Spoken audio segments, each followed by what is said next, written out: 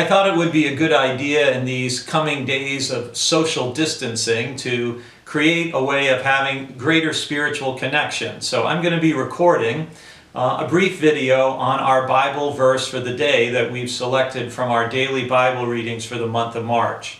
So for today, our reading comes from the 4th chapter of Luke, verse 18. And the context for this verse is that Jesus is going to the synagogue, as Luke says, is his custom. So Luke wants us to know Jesus regularly attended worship, just like we do when there's not a pandemic.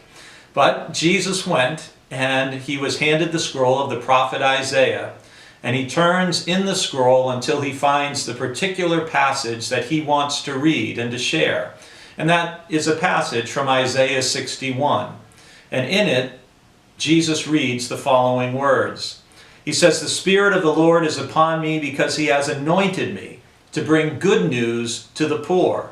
He has sent me to proclaim release to the captives and recovery of sight to the blind, to let the oppressed go free." This is what is known as Jesus' programmatic sermon, in that he lays out his program or his goals, what he's going to be accomplishing in his ministry. And as we will this week, as we continue to read through Luke's gospel, we will see him doing precisely what he says in these verses. Whenever Jesus encounters somebody who is poor, that person has good news brought to them and shared with them. They are honored, they are acknowledged, they are affirmed, they're helped.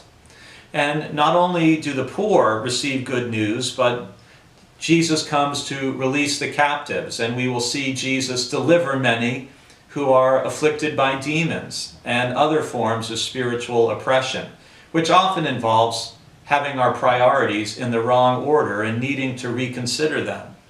Jesus is also a remarkable healer, and he brings recovery of sight to the blind.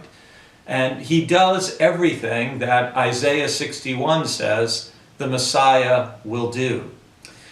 Because Jesus did these things, we as Christians and as a church are called to follow his example.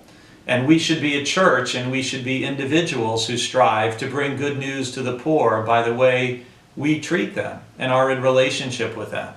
We should be people who seek to bring release and recovery and healing and freedom.